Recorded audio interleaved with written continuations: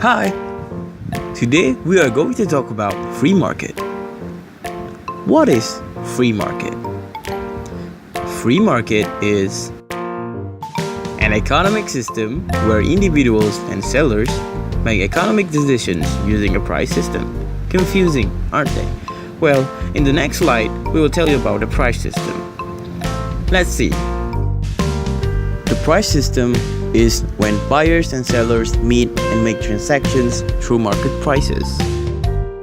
And the next is the characteristic of the free market. Private ownership of resources. Every individual in the country has the right to acquire private ownership of resources. For example, if Amin wants to buy a bungalow in Taman Desa, he can purchase the property if he has sufficient money. Amin can also buy more properties depending on his purchasing power. Isn't it great? And the next will be the freedom of enterprise and choice. Which means individuals are free to own resources as well as to establish any enterprise of their choice. For example, if John wants to open his own business selling mobile phones, he has economic freedom to operate this business. Pretty easy. The next is consumers' sovereignty. Sovereignty. It's kinda weird word, but it's okay. It means consumers' tastes and preference will affect the production of goods and services. And the next will be competition.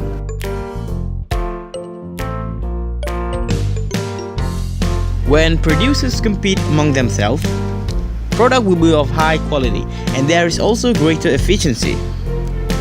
For example, in the production of fast food, brands such as burger and pizza are in constant direct competition. In order to attract more consumers, both producers use various marketing strategies to maximize sales of their product. Which means if burger they put on more mustard or pizza they put on more toppings.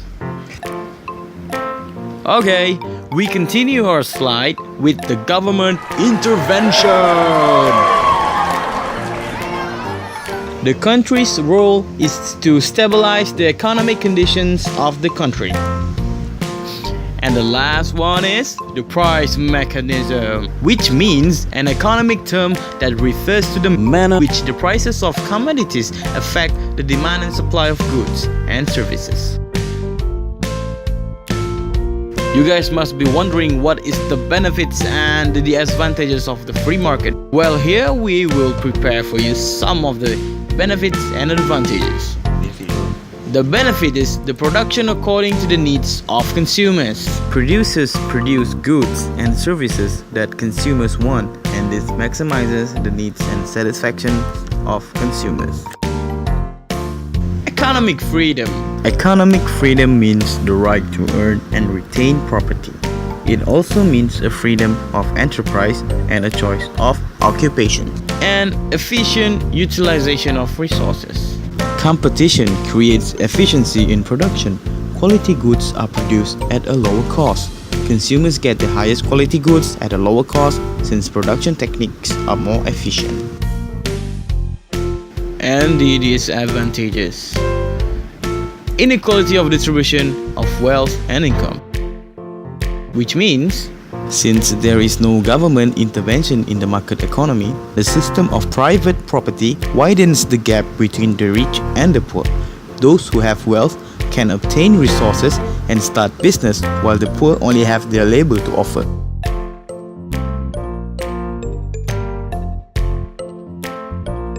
Inflation and high unemployment rate. Disparity of demand and supply of labor occurs since it is governed by the invisible hand. Business fluctuation cause high unemployment rates during a depression. Lack of social welfare. Owners do not provide any pension, social security or accident benefits to employees. There is also insufficient provision of social amenities such as schools, hospitals, and the like. In this system, undesirable social effects such as theft and crime tend to be high.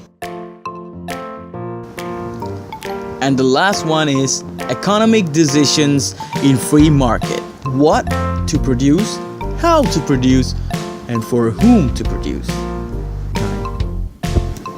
An entrepreneur will only produce goods and services for which there is a demand from consumers. For example, mobile phones have been in high demand in the country for the last few years. Many producers have allocated the resources to respond to this demand and to produce various kinds of mobile phones.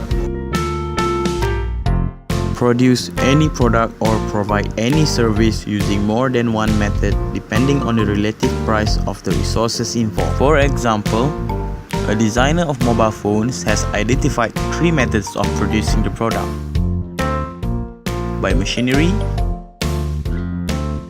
by hand, or by a combination of labor and machinery. Who will be receiving goods and services in the capitalism system is answered through the price system. For example, mobile phones are purchased by consumers who are willing to buy them at a selling price.